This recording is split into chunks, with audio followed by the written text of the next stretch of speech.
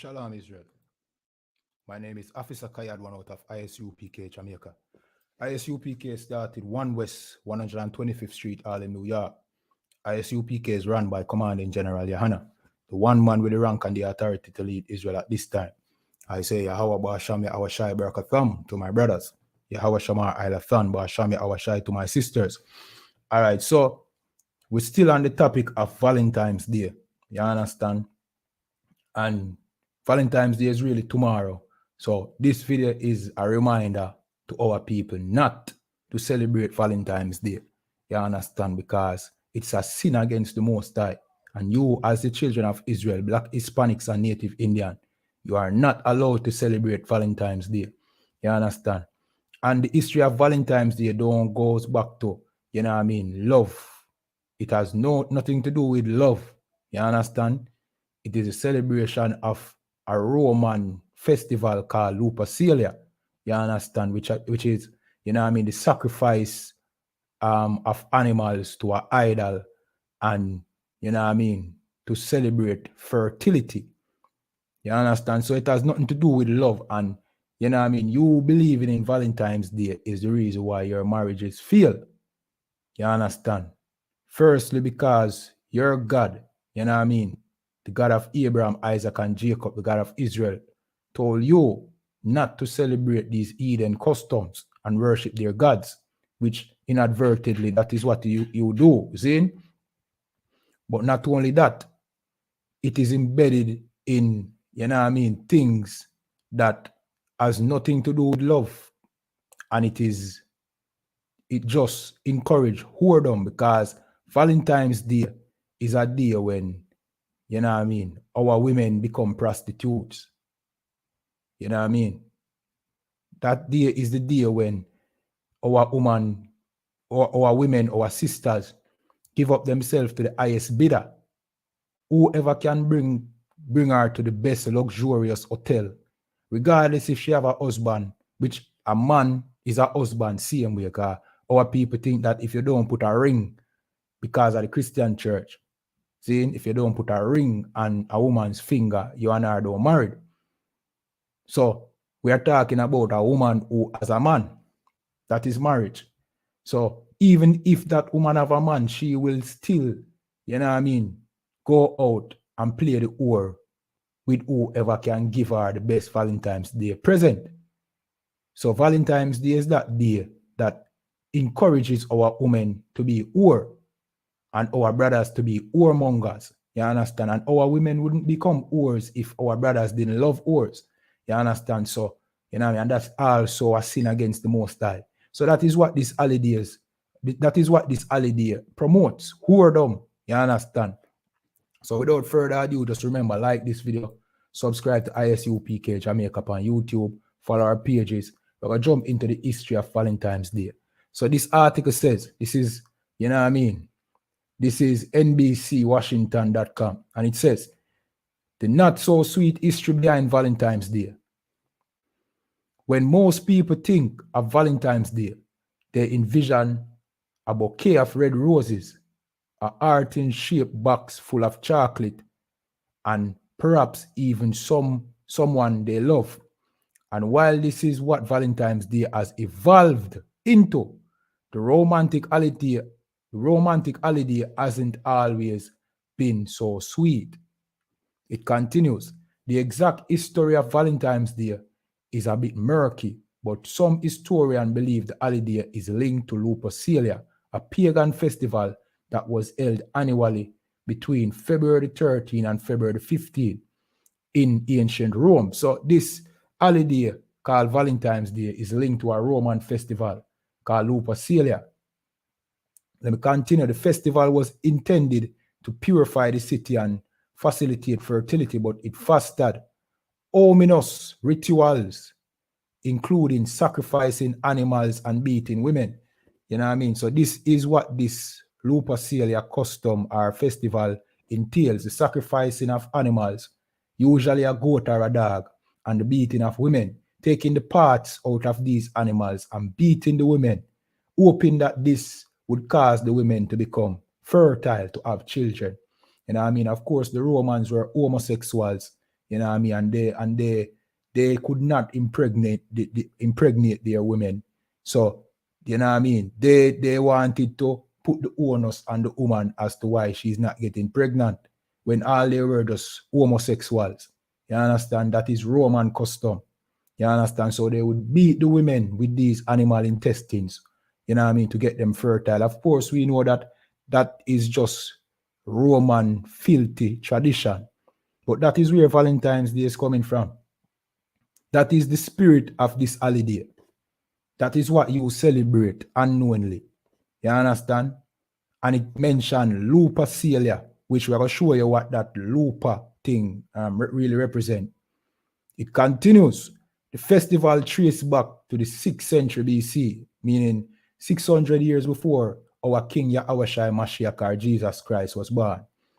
And according to Roman mythology, it was to honor the Roman fertile god Lupercalia, or Lupercus Slakia, and the she-wolf who nursed twin brothers Romulus and Remus. All right, so the same Lupercus and the she-wolf is the same thing because the she-wolf's name is Lupa, right? And it is said in Roman mythology, and this is what they adhere to, seeing that this she-wolf or this dog breastfeed these two twin brothers, you understand, and nurse them like a mother. And these two twin brothers eventually became the founders of Rome, and that basically they're national heroes. You understand? That is what the Romans, the oppressors, celebrate. Because the Romans is the oppressor, the enslaver. You understand? And this is his tradition. And you celebrate it not knowing that it has a filthy origin. Because you would not drink dog milk. And you would not celebrate anybody who, you know what I mean, drinks dog milk. You definitely not call them a national hero. I mean, the Chinese here in Jamaica eat dog and we think them disgusting. You understand? So why would we celebrate Valentine's Day knowing that the origins come from, you know what I mean, the celebration of a dog feeding two twin brothers who became rulers over our oppressor. As a matter of fact, that alone should tell you the mind frame of our oppressor, and that we should separate from him. Because why would we listen to a man who, you know what I mean, whose national hero is men that drink dog milk? Then you wonder why the oppressor loves his dog so much. I guess it is a custom. And this is where Valentine's Day is coming from. Let me continue reading. In the 5th century AD, Pope Gelasius I replaced Lupercalia and declared that on February the 4th, people would celebrate St. Valentine's instead. So instead of the 13th to the 15th, now them just choose the 14th and then make it now Valentine's Day. Let me scroll down.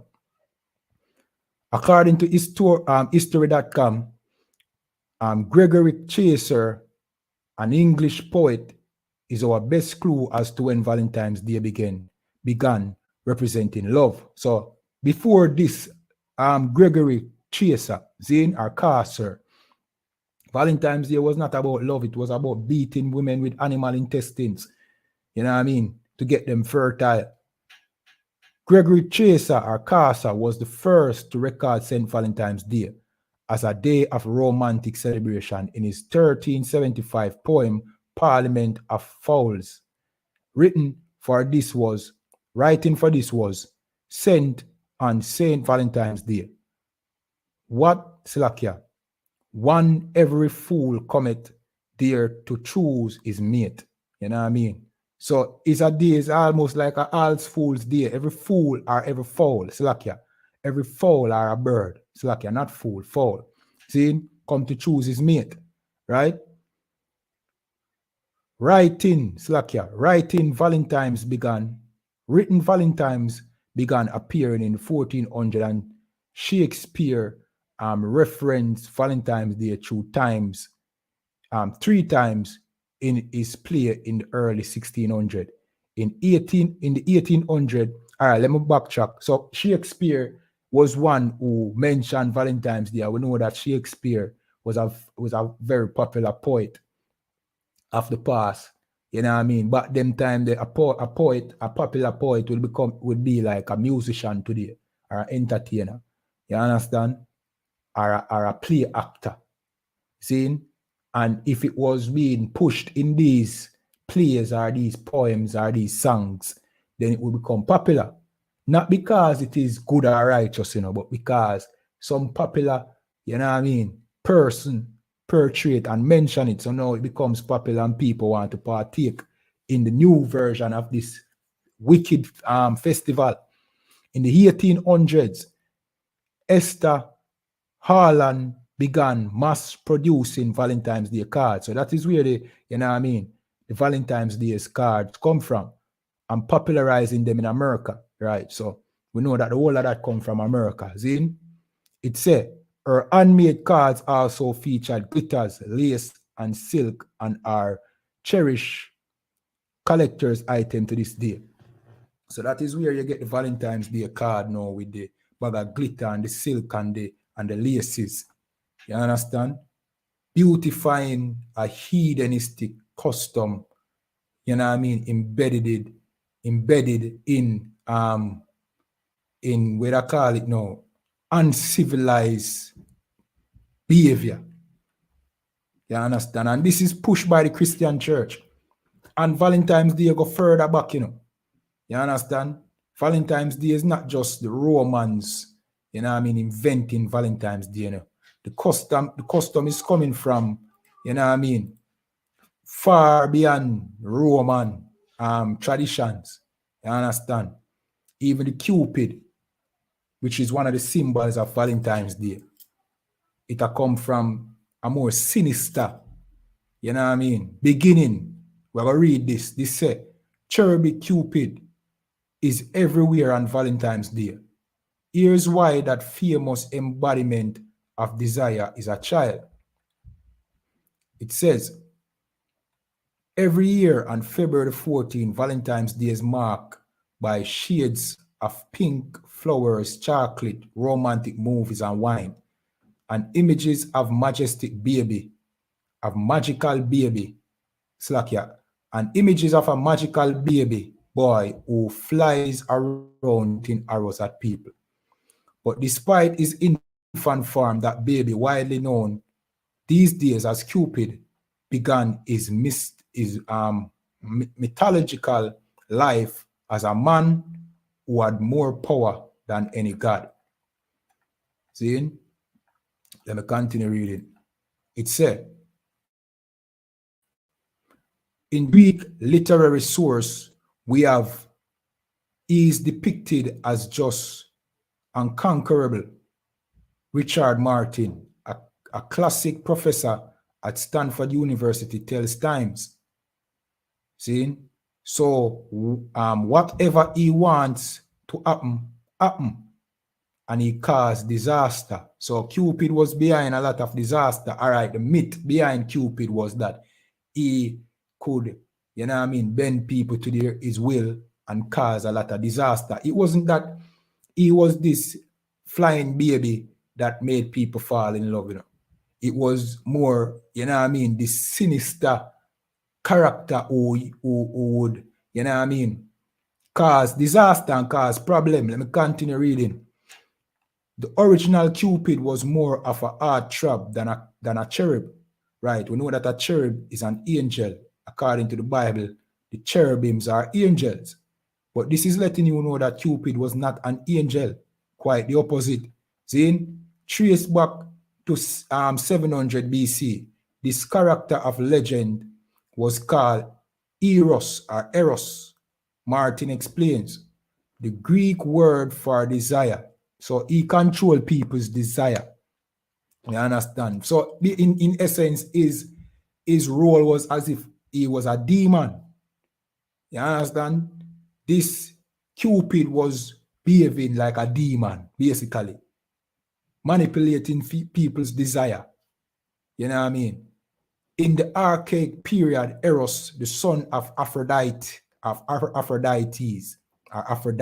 the goddess of love, right? We're going to go back to that Aphrodite, or Aphrodites, which, she's Ishtar, who's Easter, the mother of fertility, which is the reason why Easter is in spring, because it's all about fertility. Because we know that rabbits don't lay egg, right? That rabbit laying egg is all about fertility. And she's the mother or the goddess of love, right? So she was Cupid or Eros' mother. See, would play. So Eros now, see, would play with the hearts of mortals and gods to cause mayhem. You understand? So Cupid, that symbolic angel baby, naked angel baby, of course, you know that is the depiction of the Catholic Church. Anybody could guess why? Because the Catholic Church is all about raping little babies and raping and having sex with young boys. You understand?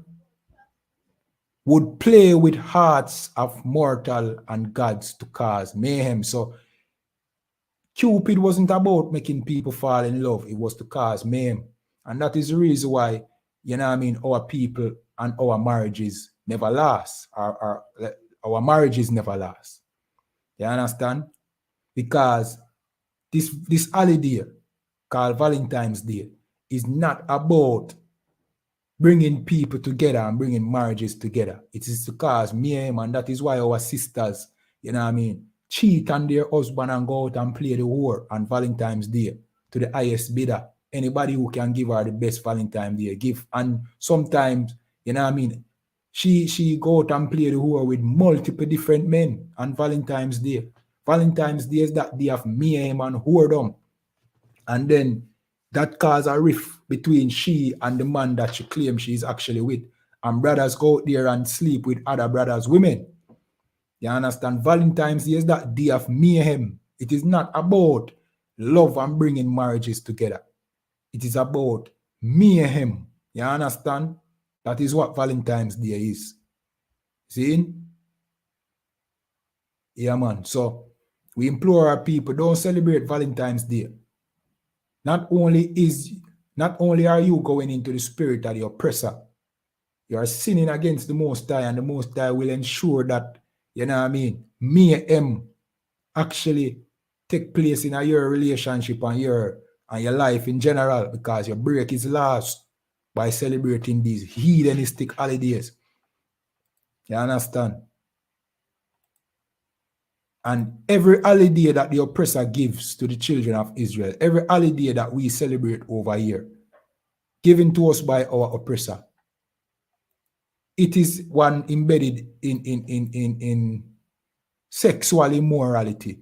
From Christmas to Valentine's Day to Easter, have some sexual immorality to it.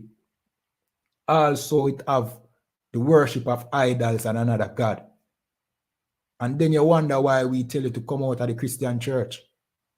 It is because the Christian church are the ones pushing Valentine's Day, pushing Christmas, pushing Easter, pushing every, you know what I mean, idolatrous custom on you, while claiming that they worship the God of the Bible. You understand? Now, what is the next symbol of Valentine's Day? And where did that come from? You understand? I know that tomorrow is Valentine's Day and our people are getting ready to break the Most High laws and celebrate Valentine's Day. And then wonder why you can't have a, you know what I mean, a meaningful marriage or relationship. What about this symbol called the heart? Them call this the heart, you know, but we know that the heart, what the oppressor calls the heart, which is in the chest, which we know that according to the Bible, the heart is really the mind, the brain. See? But the oppressor calls the organ in your chest the heart. But even when him call the organ in your chest the heart, this symbol don't look like it. So what is this really? What is this?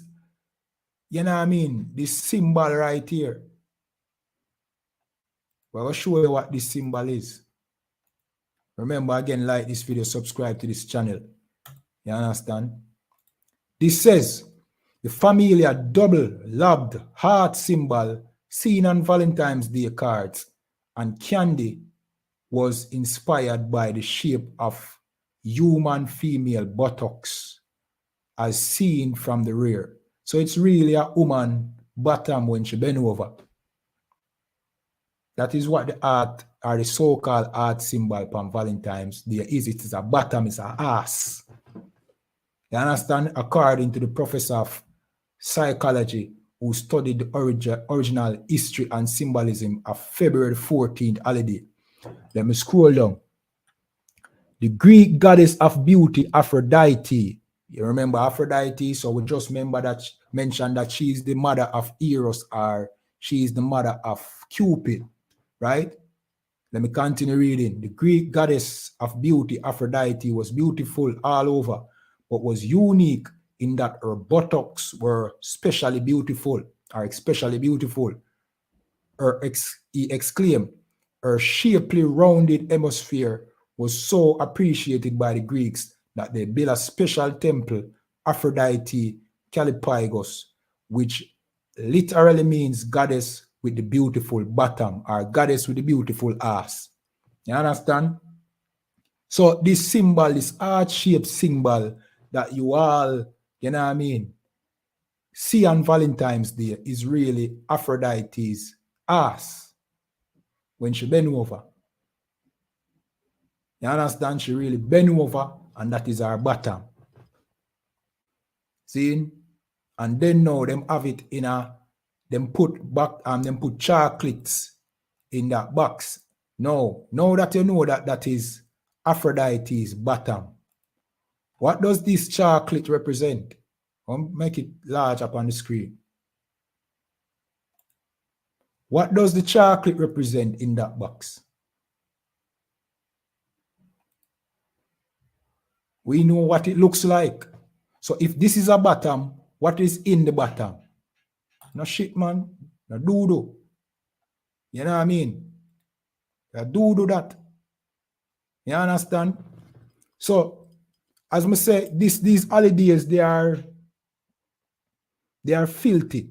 You know what I mean? And of course, the chocolate in the box don't have nothing to do with Valentine's Day or, you know what I mean, Lupercalia. Zin? But if you know the origins of the oppressor, you could have put it past him that is what he's trying to do when he put chocolate in a heart shape or an ass shaped box. You know what I mean? You could have put it past him when he's, you know what I mean? You could have put it past him that he's really represent you eating shit out of somebody's ass, because we know the oppressor is filthy, and we know that the oppressor is a sexual deviant. You understand? When you know now that Valentine's Day's origin goes back to, you know what I mean, the sacrificing of dogs and drinking dog milk, you can't put this past the oppressor. I mean, nothing that the oppressor does is righteous. You understand? And again, this is the reason why you should not celebrate these holidays, because you don't know the cynicism behind them. You understand?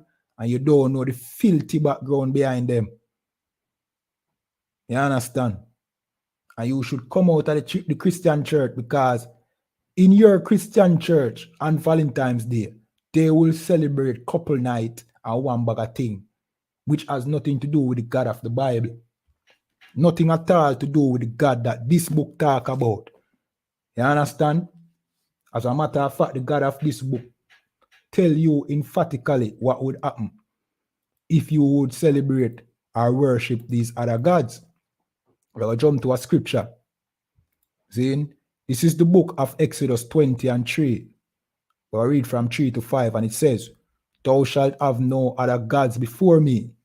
Thou shalt not make unto thee any graven image, or any likeness of anything that is in heaven above, or that is in the earth beneath, or that is in the water under the earth." So you should not ever have any God before the Most High. Talking about Lupercalia, Valentine's Day, which is the worship of a dog.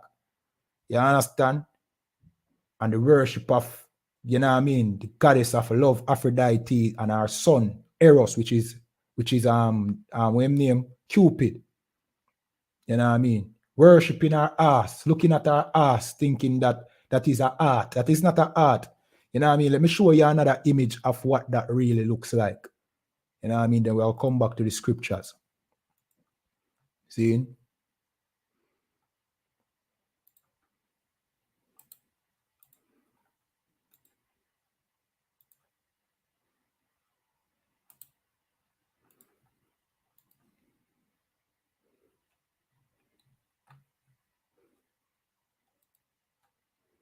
This is what you're really looking at. That is a woman's ass when she bend over. Once upon a time, when you saw that on any door, you would know that that is a whorehouse. And that is the spirit behind Valentine's Day. It's the day of whores and whoredom and whoremongering. You understand? Let me jump back to the scripture.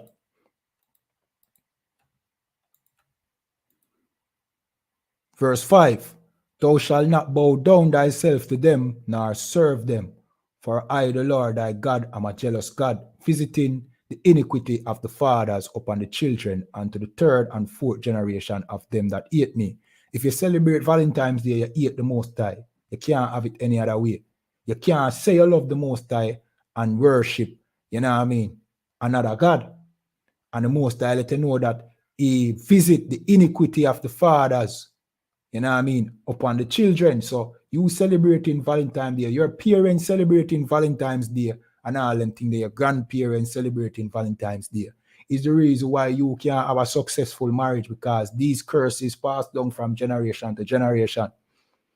You understand?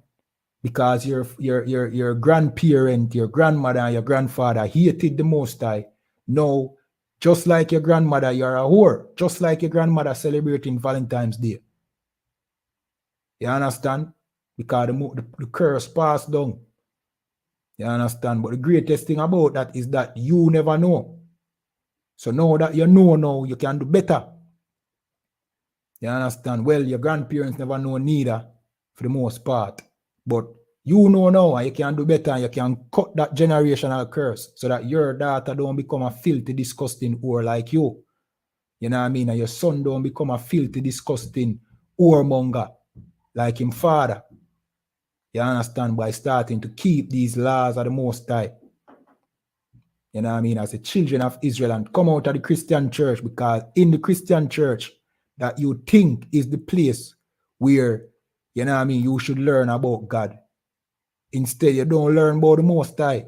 You learn all these filthy idol worship that stems back into filthy, you know what I mean, heathen customs and sexual immoralities, and, you know what I mean, sacrificing unto idols. You don't learn about the Most High. You learn about these things in the Christian church. And you learn to serve these gods and clap and sing, and in that Christian church, you know what I mean, is nothing but whores and homosexuals and child pedophiles and child rapists. You understand? Come out of the Christian church. Come back to the laws, statutes, and commandments of the Most High. Come keep these laws. Learn your history from the ISUPK and the command in general, your honor. You know what I mean? And keep these laws. Support the UPK. Stop feeding that bastard, that faggot in the Christian church. And with that, like this page. Subscribe to ISUPK Jamaica. Follow us on Facebook. Follow us on TikTok. Follow us on Instagram. Yeah, man. Shalom.